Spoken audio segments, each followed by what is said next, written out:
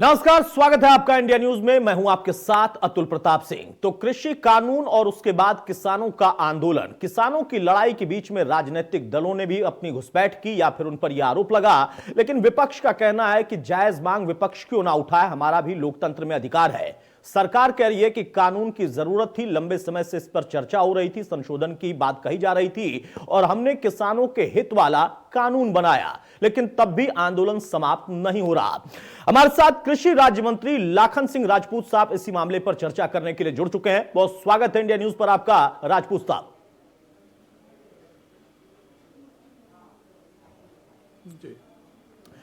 लाखन सिंह साहब, शुरुआत में यहीं से कर रहा हूं कि सरकार बार बार प्रयत्न कर रही है, केंद्र स्तर पर, राज्य स्तर पर आप लोग लगातार किसानों से संवाद कर रहे हैं, लेकिन आंदोलन खत्म नहीं हो रहा है।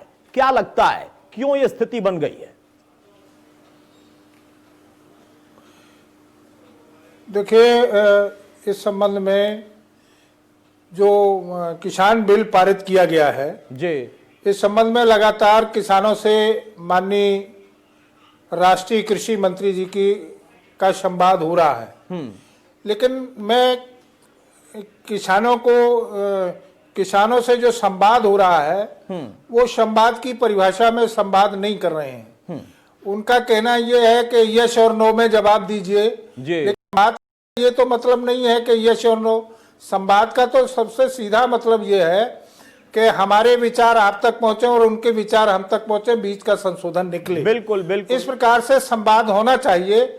लेकिन विपक्षी राजनीतिक दलों के बहकावे में आकर वो अपना हित नहीं समझ रहे हैं और सरकार के बीच संवाद करने में असमर्थ, संवाद नहीं कर रहे हैं। और संवाद तभी हो सकता है जब उनके विचार हमारे पास आए और हमारे विचार उनके पास तक जाएं।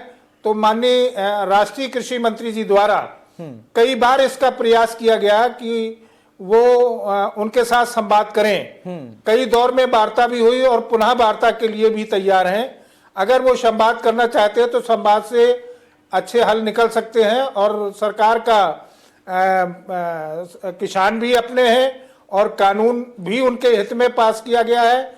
इसलिए संवाद के जरिए जो उनको मिसगाइड किया जा रहा है वो सरकार की बात उन तक पहुंच जाए और बीच में बैठ के वार्ता हो, संवाद के जरिए वार्ता हो। सरकार हर तरीके से उनसे संवाद करने को तैयार है। लाखन सिंह साहब, आपने कहा कि संवाद के लिए दोनों पक्ष का होना जरूरी है, बिल्कुल व्यवहारिक बात है आपकी, लेकिन शुरुआत से जैसे आंदोलन शुरू हुआ, छठवें दौर तक वार्ता लगातार होती रही। ठीक है, नतीजा नहीं निकला, लेकिन वार्ता होती रही। क्या वाकई उसके बाद विपक्ष की वजह से किसान यूनियन और उनके नेताओं ने संवाद बंद कर दिया, या वहां पर उन किसान यूनियन के लोगों को, जो कि वो बार बार कह रहे हैं कि नहीं, ये वार्ता सिर्फ कहने को वार्ता हो रही है, इसका कोई हल नहीं निकलेगा, इसका आभास हुआ, कमी रह गई कहीं? देखिए, आप देख रहे हैं, आप कई टीवी चैनल के माध्यम से भी देख रहे हैं कि कई जगह कई जनपदों के किसानों ने इस कानून का समर्थन भी किया है जी। और विपक्षी राजनीतिक दल कुछ किसानों को बहकावे में लेकर उनको बहकाए हुए हैं और वो संवाद होने में बाधा पैदा कर रहे हैं जी। आप देखिए कि कांग्रेस विपक्षी दल को अपने उस पर विचार करना चाहिए कि स्वामीनाथन आयोग की रिपोर्ट कब जारी हुई थी और किसानों के हित में जारी हुई थी।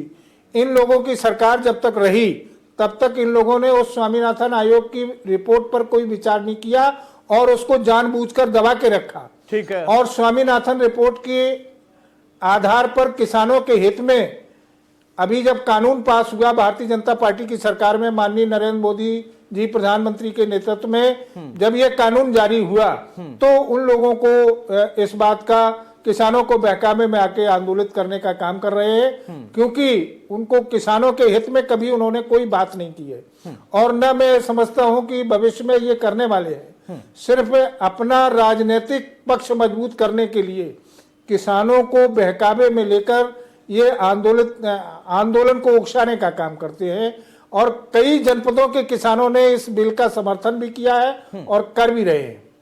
लाखन सिंह राजपूत साहब, इस सवाल को भी मैं लूंगा जो आप कह रहे हैं कि कई जनपदों के किसानों ने या देश के तमाम अलग अलग राज्यों के किसानों ने या राज्यों में किसानों ने इस बिल का समर्थन भी किया है। वो भी इस देश के किसान ही हैं, ऐसा नहीं है कि वो बीजेपी के कार्यकर्ता हैं या समर्थक हैं। प्रश्न यहां पर एक दूसरा आता है, वो सबसे पहले मैं अब उठा दूं। दिल्ली को घेर कर बैठे हैं पंजाब हरियाणा के किसान, ये एक सवाल उठाया जाता है और ये कहा जाता है, और इसी को लेकर अंतर्द्वंद भी है, विरोध भी है। लेकिन उत्तर प्रदेश के भी कुछ संगठन हैं जो कि यूपी बॉर्डर पर, गाजीपुर बॉर्डर पर बैठे हुए हैं, डटे हैं, और लगातार वो कह रहे हैं कि कोई बातचीत नहीं कर रही है सरकार। टिकैत गुट लगातार डटा है, भानु गुट लगातार डटा है। कृषि राज्य मंत्री के तौर पर क्या आप लोगों से उनकी कोई वार्ता हुई? आपने अपने स्तर पर कोई कोशिश की? क्योंकि उत्तर प्रदेश में भी कुछ यूनियन है जो कि इस कानून का विरोध कर रहे हैं। देखिए, माननीय मुख्यमंत्री जी हम प्रत्येक दिन किसानों के बारे में चर्चा करते हैं और मंच से, खुले मंच से कहते हैं कि किसी ये किसानों के हित में किसी भी प्रकार से कानून नहीं हो सकता है। और माननीय प्रधानमंत्री जी का जहां पर ये सोच हो कि हम किसानों की आमदनी को दुगना करेंगे, और उसी परिप्रेक्ष्य में माननीय मुख्यमंत्री योगी आदित्यनाथ जी ने उसका परिपालन करके किसानों के आमदनी को दुगना करने का प्रयास किया। और उस परिप्रेक्ष्य में किसान सम्मान निधि दी, प्रधानमंत्री फसल बीमा योजना, कई इस प्रकार की योजनाएं दी जो किसानों की आमदनी को दुगना करने में उनको लाभान्वित करेंगी।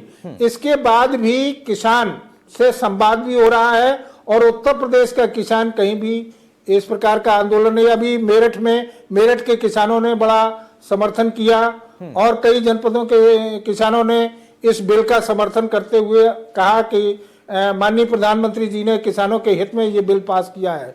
और आप देखें इसको कि इसमें अहित की कौन सी बात है, जो एपीएमसी एक्ट, एपीएमसी के तहत उसको खत्म करके मंडी के बाहर उनके उत्पादन को अपना जहां अच्छा रेट मिल सके उनको मुक्त किया गया है।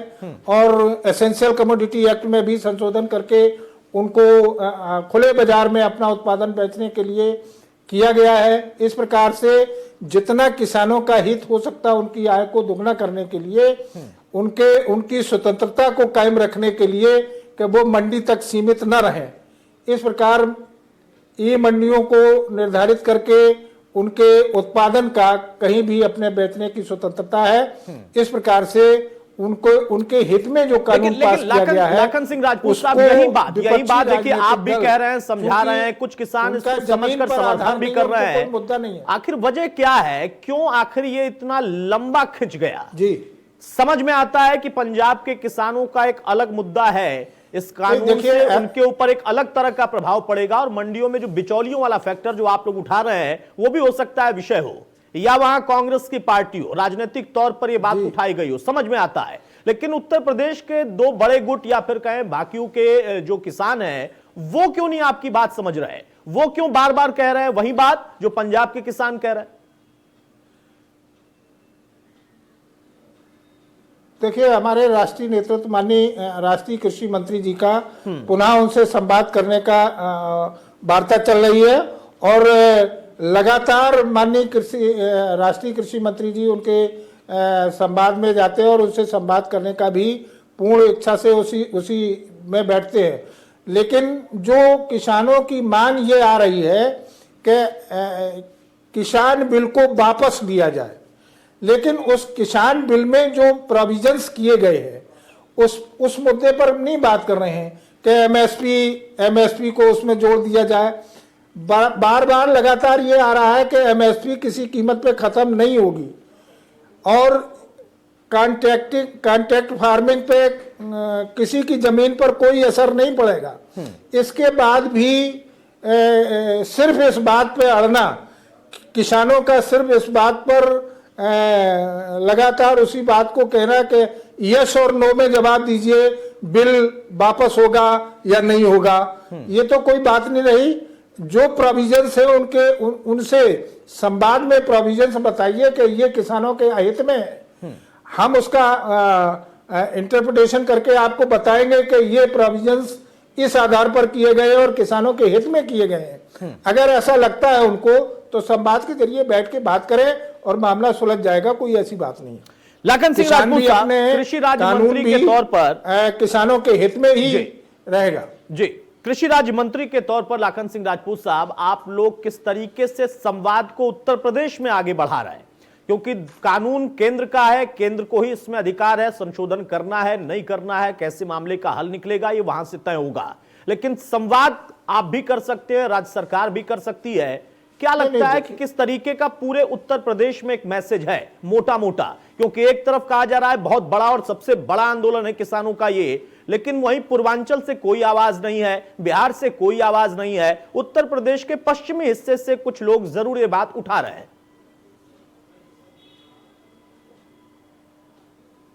मैं कहना चाहता हूं कि जैसे जो राजनीतिक दल इसको मुद्दा बना रहे हैं, उन राजनीतिक दलों को अपनी पृष्ठभूमि देखना चाहिए कि उन्होंने किसानों के लिए क्या किया है। और हम उत्तर प्रदेश में भी किसानों से संवाद चल रहा है, किसानों को किसान मेला, किसान की प्रगति के लिए जो भी उपाय किए जा रहे हैं, उनको तकनीकी प्रशिक्षण देके उनकी आय को दुगना करने के उपाय किए जा रहे हैं। यहाँ पर सारे संसाधन उनकी आमदनी को दुगना करने के लिए उत्तर प्रदेश सरकार और भारत सरकार दोनों प्रयासरत हैं। इसके बाद भी अगर कोई राजनीतिक दल अपना वोट बैंक मजबूत करने के लिए किसानों को हथियार बना के इस प्रकार का काम कर रहे हैं तो उनके लिए बड़ा निंदनीय ये विषय है। और किसान को आगे करके अपनी राजनीति को, वोट बैंक की राजनीति को बढ़ावा देकर अपना वोट बैंक मजबूत करने का प्रयास किया जा रहा है, तो ये अत्यंत निंदनीय है। ऐसे राजनीतिक दलों को अपने वोट बैंक की लालच में किसानों को हथियार नहीं बनाना चाहिए। समाजवादी पार्टी भी 23 तारीख को प्रदर्शन करने वाली है पूरे प्रदेश में। कांग्रेस के स्टैंड को आप कैसे देखते हैं? और अब यहां पर सबसे मूल विषय ये आ जाता है कि आपने कानून बनाया, आप कोशिश भी कर रहे हैं, ये भी कह रहे हैं कि हम अभी भी इसमें अगर कोई गुंजाइश है समझौते की, संशोधन की, तो हम उसके लिए भी तैयार हैं, लेकिन वो बात बन नहीं पा रही है। राजनीतिक दलों के पास एक मौका है, क्योंकि राजनीति में मौका कोई नहीं छोड़ता है, ये आप भी जानते हैं बखूबी, तो उनको तो मौका मिल गया है। क्या लगता है कितनी जल्दी इसका हल निकल सकता है भविष्य में, यह मामला खिंचता ही रहेगा?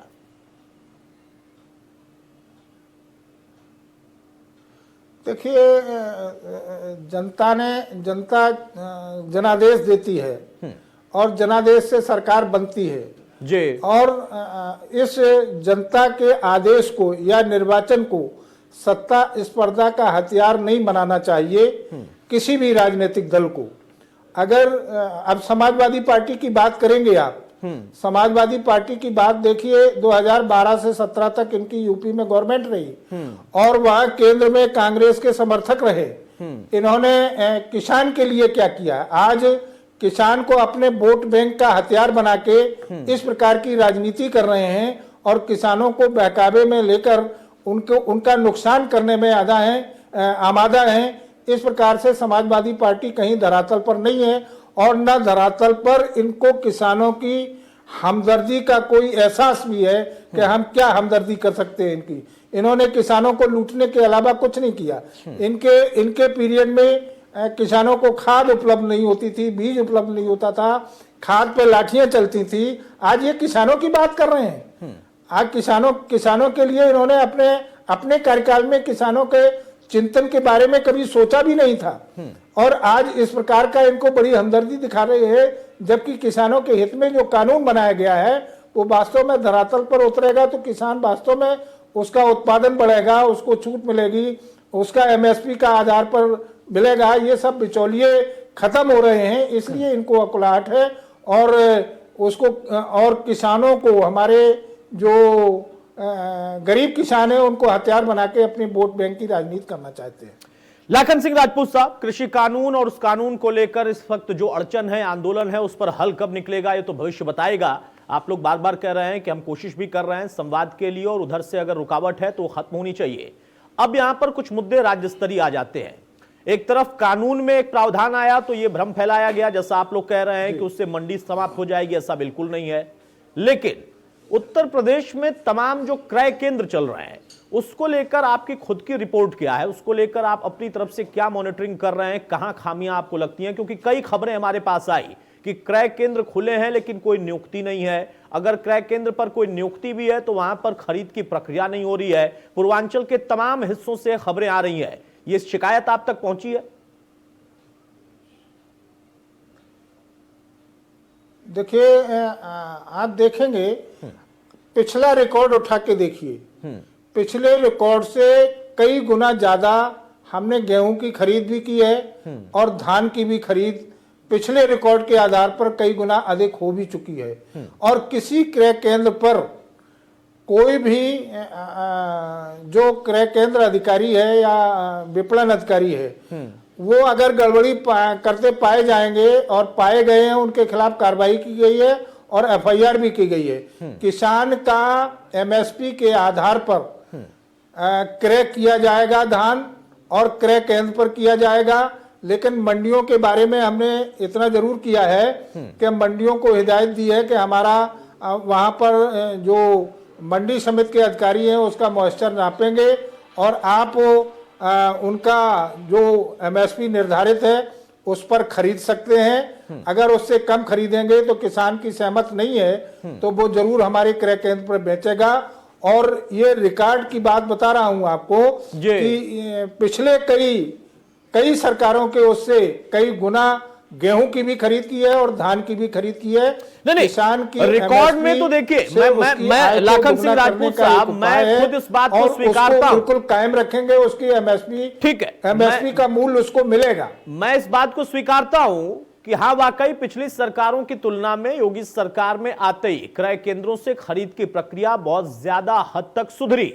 लेकिन फिर धीरे धीरे जैसे जैसे सरकार का साल आगे बढ़ रहा है, वैसे वैसे तमाम जगहों से जब खरीद की प्रक्रिया शुरू होने वाली होती है तो ये खबरें आनी शुरू हो जाती हैं। बहुत अच्छे जगहों पर अच्छे तरीके से खरीद हो रही है, क्रय केंद्र खुले हुए हैं, लेकिन कई ऐसी जगह हैं, पूर्वांचल हो, पश्चिम हो और खुद लखनऊ के आसपास के इलाकों से भी खबरें आई कि वहां पर या तो क्रय केंद्र ऐसे हैं कि वहां पर कोई नियुक्ति नहीं है, अगर कोई नियुक्त है तो जगह वहां पर इतनी कि वो थोड़ा मोड़ा खरीद कर और वो दिखा देते हैं और फिर ये तर्क देते हैं कि हमारे पास जगह ही नहीं, हम खरीद कर रखेंगे कहां, व्यवस्था सरकार ने नहीं दी है। इस तरह की शिकायतें हैं, इनको आप कैसे देख रहे हैं? ये शिकायतें आप तक अगर पहुंची हैं तो किस तरीके से इसको लेकर मॉनिटरिंग आप कर रहे हैं? देखिए मैं हाँ मॉनिटरिंग लगातार चल रही है और मैं शिकायत के बारे में आपको बता दूं, अभी नवंबर के महीने में सोनभद्र डिस्ट्रिक्ट से एक खबर आई कि खाद नहीं है, किसानों को खाद नहीं मिल रही है जी। और उस समय 6 लाख मीट्रिक टन खाद थी मौजूद और हर केंद्र पर खाद मौजूद थी, मॉनिटरिंग की गई। लेकिन खबर फैलाने वाले उनको अपना वोट बैंक बढ़ाने के लिए सरकार का विरोध करना है। अब इसके लिए तो कुछ नहीं कहा सकता। क्रय केंद्र के बारे में आपको बताएं, जहां पर जगह नहीं, जहां मंडी समिति में जो हमारे क्रय केंद्र लगे हुए हैं, उन क्रय केंद्रों पर अगर खरीद नहीं हो पा रही है तो वहां पर कांटों को बढ़ाने का भी काम किया गया है। वहां खरीद केंद्र पर कई कांटे लगवाए गए हैं जिससे किसान का वहां पर वापस ना जा सके और उनको टोकन भी दिया जा रहा है, उनका एमएसपी रेट पे धान भी खरीदा जा रहा है। हाँ, इतना जरूर है कि जो बिचौलिए उसके माध्यम से धान उगाही का काम करते थे जी, उनका जरूर बंद हो गया है और इस प्रकार की भ्रांतियां फैलाने का ऐसे लोग काम करते हैं। अगर कहीं इस प्रकार की शिकायत है तो निश्चित रूप से मॉनिटरिंग में यदि वो दोषी पाया जाएगा तो उसके खिलाफ बहुत कड़ी कार्रवाई होगी। किसान के लिए हर तरीके से सरकार तैयार है और किसान के उत्पीड़न को कतई बर्दाश्त नहीं किया जाएगा, उनका एमएसपी के आधार पर जरूर खरीदा जाएगा।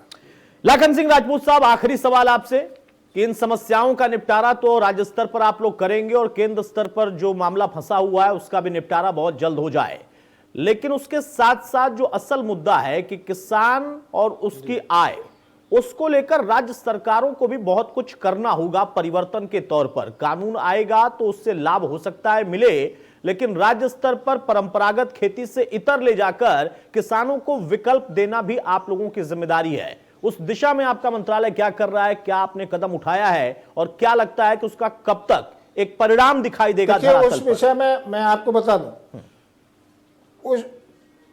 देखिए 2017 में यूपी सरकार का गठन हुआ, 86 लाख किसानों का कर्जा माफ हुआ 36,000 करोड़ रुपए का बजट देकर जी। और इसके बाद किसानों की आमदनी को दुगना करने के लिए जितने संसाधन दिए जा सकते थे वो संसाधन उनको दिए जा रहे हैं। किसान ऊर्जा विभाग द्वारा जो डोमेस्टिक फीडर था उससे किसान किसान फीडर अलग करके उनको कंटिन्यू सिंचाई के लिए बत्ती देने का काम किया जा रहा है। और खाद बीज समय पर उपलब्ध किया जा रहा है, संशोधित बीज भी दिए जा रहे हैं। फार्म मशीनरी बैंक के आधार कृषि यंत्र का भी सब्सिडी के आधार पर दिया जा रहा है। और दूसरा, जैविक खेती और गौ आधारित प्राकृतिक खेती पर विशेष तकनीकी के माध्यम से किसान पाठशाला, किसान मेला के माध्यम से किसानों को प्रशिक्षित करके कम लागत प्राकृतिक खेती पर अधिक बल दे रहे हैं।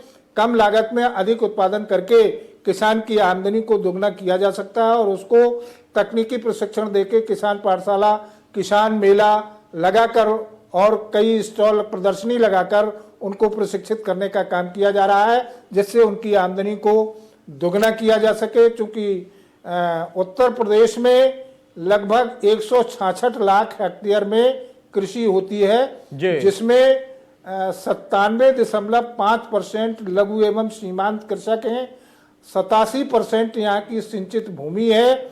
और उस आधार पर हम लोग जहाँ पर सिंचाई के साधन नहीं है वहाँ पर सोलर पंप लगा के उनको सिंचाई के साधन उपलब्ध कराए जा रहे हैं। इस प्रकार से किसानों की आय को दुगना करने के लिए सरकार पूर्णतया प्रतिबद्ध है और सारे संसाधन उनको उपलब्ध कराए जाएंगे। कृषि यंत्रों पर सब्सिडी देकर, बीज पर सब्सिडी देकर और इस प्रकार के काम कर रही है सरकार, जिससे उनकी आमदनी को दुगना किया जा सके। और गौ आधारित प्राकृतिक खेती पर नमामि गंगे योजना के अंतर्गत आप देखेंगे 27 जनपद, गंगा के किनारे के 27 जनपदों में 1038 ग्राम पंचायतों को चयनित करके उनको गौ आधारित प्राकृतिक खेती पर क्लस्टर के माध्यम से उनका उत्पादन बढ़ाने का काम किया जा रहा है। और गंगा को भी निर्मल और अविरल करने के लिए वहां पर पूरे 27 जनपदों में ये काम चल रहा है। इस प्रकार परंपरागत कृषि विकास योजना के अंतर्गत जैविक खेती को बल देते हुए जनपदों को चयनित किया गया है और उन पर जैविक खेती के आधार पर किसानों को तकनीकी प्रशिक्षण देके उनकी आय को दुगना करने का काम किया जाएगा। इस प्रकार से किसान के हित में उत्तर प्रदेश सरकार और भारत सरकार दोनों ही किसान के हित में उनकी आमदनी को दुगना बढ़ाने के लिए सारे संसाधन उपलब्ध कराए जा रहे हैं। बहुत शुक्रिया लाखन सिंह राजपूत साहब हमारे साथ जुड़ने के लिए। तो कृषि राज्य मंत्री लाखन सिंह राजपूत इंडिया न्यूज पर अपनी बात रखते हुए उनका कहना है कि भ्रमित कर दिया गया है किसानों को। उत्तर प्रदेश की सरकार हो या केंद्र की सरकार हो, दोनों ही किसानों के हित के लिए काम कर रहे हैं। लेकिन उन्होंने यह भी माना कि हाँ, संवाद में अवरोध जरूर आया है। अब जब अवरोध आ गया है तो उसको दूर करने की भी बड़ी जिम्मेदारी सरकार की ही है और सरकार अपनी तरफ से प्रयास कर रही है। अब निपटारा कब होगा और इन कानूनों को लेकर जो अड़चन है उसमें हल कैसा होगा, इसके लिए इंतजार अभी भी बाकी है। नमस्कार।